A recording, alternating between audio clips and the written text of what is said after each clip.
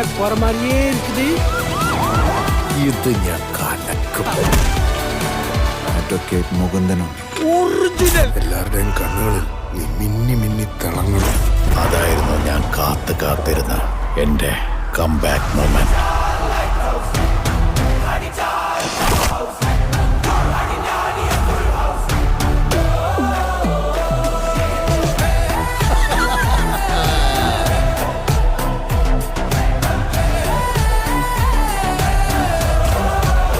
മതിയാ.